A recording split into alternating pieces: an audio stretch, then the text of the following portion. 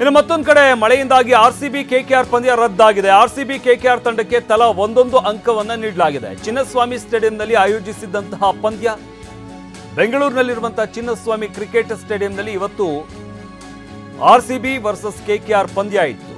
ಸಾಕಷ್ಟು ಜನ ಅಭಿಮಾನಿಗಳು, ಅದರಲ್ಲೂ ಕೂಡ IPL ಇನ್ನೇನು ಈ ಬಾರಿ ರದ್ದಾಗೋಯ್ತು ಅಂತ ಹೇಳಲಾಗ್ತಾ ಇತ್ತು. ಆದರೆ ನಂತರ BCCI ತೆಗೆದುಕೊಂಡಂಥ ನಿರ್ಧಾರದಿಂದಾಗಿ ಮತ್ತೆ IPL ಪಂದ್ಯಾವಳಿಗಳು ಆರಂಭ ಆಗಿತ್ತು. ಅದರಲ್ಲಿ ಮೊದಲನೇ ಪಂದ್ಯ ಅಂದರೆ ಪುನರಾರಂಭ ಆದಂಥ ನಂತರದಲ್ಲಿ ಮೊದಲನೇ ಪಂದ್ಯ ಆರ್ಸಿಬಿ ವರ್ಸಸ್ ಕೆಕೆಆರ್ ಪಂದ್ಯ ಇವತ್ತು ನಡೀಬೇಕಾಗಿತ್ತು. ಆದರೆ ನಿರಂತರವಾಗಿ ಸುರಿದಂತಹ ಮಳೆಯಿಂದಾಗಿ ಪಂದ್ಯ ನಡೆಯೋದಕ್ಕೆ ಸಾಧ್ಯವಾಗಿಲ್ಲ.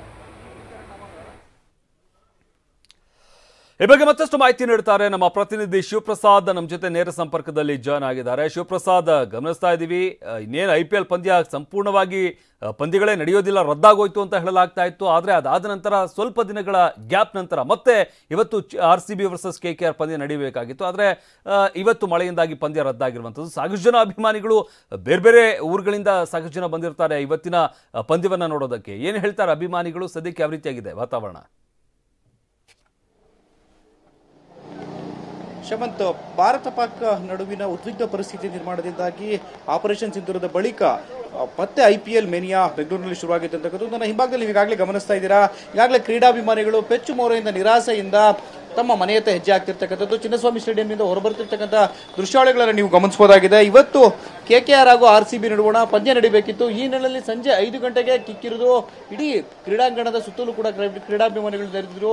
ಸಂಜೆ 5 ಗಂಟೆಗೆ ಕ್ರೀಡಾಂಗಣದ ಒಳವನ್ನು ಪ್ರವೇಶಿಸಿದಂತ ಬಳಿಕ ಸುಮಾರು 5 ರಿಂದ 6 ಗಂಟೆಗಳ ಕಾಲ ಕಾದು ಕುಳಿತಿದ್ರು ಕೂಡ RCB ಮತ್ತು KKR ನಡುವಣ ಪಂದ್ಯಕ್ಕೆ ಮಳೆ ತೀವ್ರ ಅಡ್ಡಿಯಾಗಿರ್ತಕ್ಕಂಥ ಹಿನ್ನೆಲೆಯಲ್ಲಿ ಪಂದ್ಯ ರದ್ದಾಗಿರ್ತಕ್ಕಂಥದ್ದು ಈಗಾಗಲೇ ಗಮನಿಸ್ತಾ ಇದ್ದೀರಾ. RCB ಅಭಿಮಾನಿಗಳೆಲ್ಲರೂ ಕೂಡ ಈಗಾಗಲೇ ಕ್ರೀಡಾಂಗಣದಿಂದ ಹೊರಗೆ ಬಂದಿದ್ದಾರೆ. ಏನು ಹೇಳ್ತಾರೆ ಪಂದ್ಯ ರದ್ದಾಗಿದ್ದಕ್ಕೆ ಅವ್ರನ್ನ ಕೇಳೋಣ.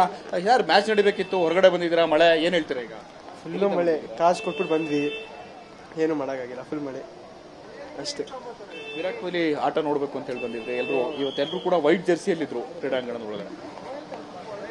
ಅದೇ ವಿರಾಟ್ ಫೇವ್ರೆಟ್ ಪ್ಲೇಯರು, ಆಟ ನೋಡಬೇಕು ಅಂತ ಬಂದ್ವಿ, ನೋಡೋಕ್ಕಾಗಿಲ್ಲ, ಫುಲ್ ಮಳೆ, ಮ್ಯಾಚ್ ಅಪ್ ಆಯ್ತು. ಸುಮಾರು 4-5 ಗಂಟೆವರೆಗೂ ಒಳಗಡೆ ಕೂತಿದ್ರು. ಆಕ್ಚುಲಿ ಮ್ಯಾಚ್ ಶುರುವಾಗುತ್ತೆ ಅಂತ ಅದೇ ಹೋಪ್ಸ್ ಅಲ್ಲಿದ್ವಿ.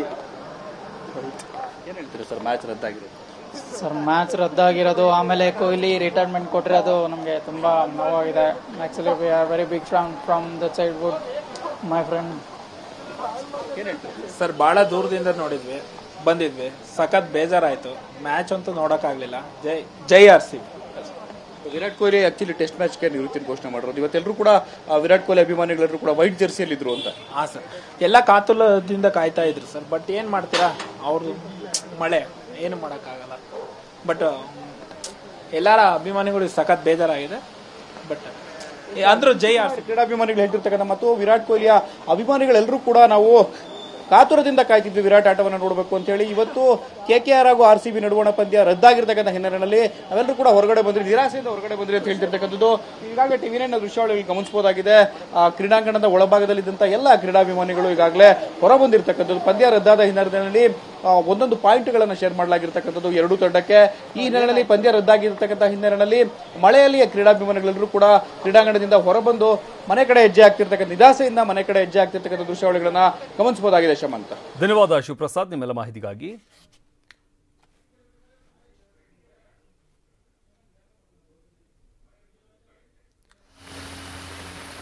ಅಭಿಮಾನಿಗಳಿಗೆ ಸಾಕಷ್ಟು ಕುತೂಹಲ ಇತ್ತು ಇವತ್ತು ಪಂದ್ಯ ನಡೆಯುತ್ತೆ ಅಂತ. ಯಾಕೆಂದರೆ ತುಂಬ ದಿನಗಳ ನಂತರ ಇವತ್ತು RCB ವರ್ಸಸ್ KKR ಪಂದ್ಯ ಆರಂಭ ಆಗಬೇಕಾಗಿತ್ತು. ಆದರೆ ಬೆಂಗಳೂರಲ್ಲಿ ಸುರಿದಂತಹ ನಿರಂತರ ಮಳೆಯಿಂದಾಗಿ ಪಂದ್ಯ ರದ್ದಾಗಿರುವಂಥದ್ದು. ಎರಡೂ ತಂಡಗಳಿಗೆ ಒಂದೊಂದು ಅಂಕವನ್ನು ನೀಡಲಾಗಿದೆ.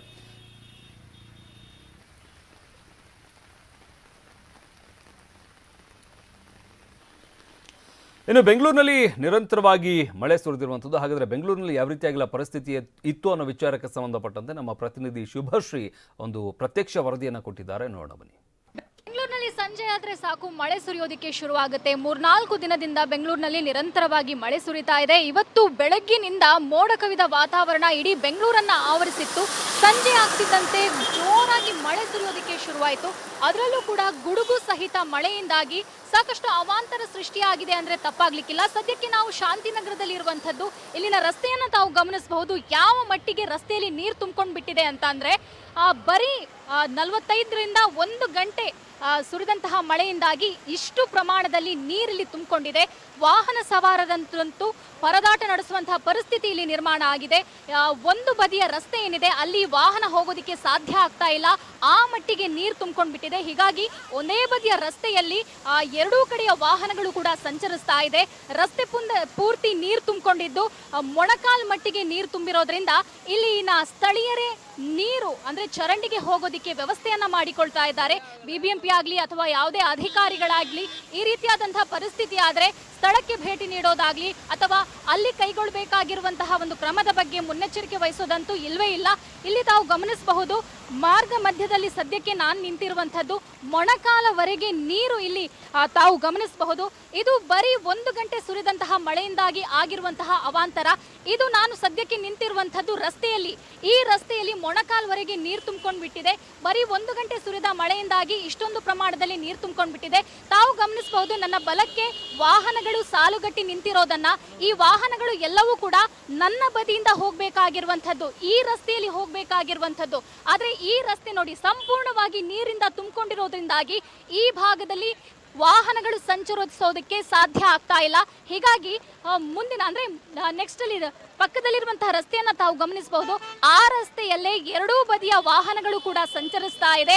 ಏನು ಈ 2 ವೀಲರ್ ಅಂದ್ರೆ ದ್ವಿಚಕ್ರ ವಾಹನ ಸವಾರರಂತೂ ಮಳೆಯಿಂದಾಗಿ ಹೈರಾಣಾಗ್ಬಿಟ್ಟಿದ್ದಾರೆ. ದ್ವಿಚಕ್ರ ವಾಹನ ಸಾಗೋದಿಕ್ಕೆ ಬಹಳ ಕಷ್ಟ ಆಗ್ತಾ ಇದೆ.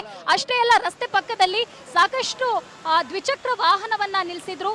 ಆ ವಾಹನಗಳು ಕೂಡ ಅರ್ಧದ ಮಟ್ಟಿಗೆ ಮುಳುಗಿರೋದನ್ನ ತಾವಿಲ್ಲಿ ಗಮನಿಸಬಹುದು. ಅಷ್ಟೇ ಅಲ್ಲ, ಇಲ್ಲಿ ಸ್ಥಳೀಯರು ಚರಂಡಿಗೆ ನೀರು ಹೋಗೋದಿಕ್ಕೆ ವ್ಯವಸ್ಥೆಯನ್ನ ಮಾಡ್ತಿದ್ದಾರೆ.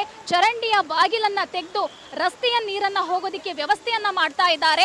ಇದು ಪ್ರತಿ ಬಾರಿ ಸುರಿದಂತಹ ಮಳೆಯಿಂದ ಆಗುವಂತಹ ಅವಾಂತರ. ಶಾಂತಿನಗರದ ಈ ರಸ್ತೆ ಏನಿದೆ, ಪ್ರತಿ ಬಾರಿ 1 ಗಂಟೆ ಮಳೆ ಸುರಿದ್ರೆ ಸಾಕು ಈ ರಸ್ತೆ ಸಂಪೂರ್ಣವಾಗಿ ಜಲಾವೃತ ಆಗ್ಬಿಡುತ್ತೆ. ಮೊಣಕಾಲಿನವರೆಗೆ ನೀರು ತುಂಬಿಕೊಂಡು ಬಿರುತ್ತೆ. ಎಷ್ಟೇ ಬಾರಿ ಅಧಿಕಾರಿಗಳ ಗಮನಕ್ಕೆ ತಂದ್ರು ಯಾವುದೇ ರೀತಿಯಾದಂತಹ ಪ್ರಯೋಜನ ಆಗಿಲ್ಲ. ಇನ್ನೂ ಕೂಡ ಈ ಬಗ್ಗೆ ಯಾವುದೇ ರೀತಿಯಾಗಿಯೂ ಕೂಡ ಕ್ರಮವನ್ನ ಕೈಗೊಂಡಿಲ್ಲ. ರಸ್ತೆ ಸಮರ್ಪಕವಾಗಿ ಅಥವಾ ಕಾಮಗಾರಿಯನ್ನ ಸಮರ್ಪಕವಾಗಿ ಮಾಡಿದ್ದಲ್ಲಿ ಈ ರಸ್ತೆಯಲ್ಲಿ ಈ ರೀತಿ ನೀರು ತುಂಬಿಕೊಳ್ತಾ ಇರಲಿಲ್ಲ.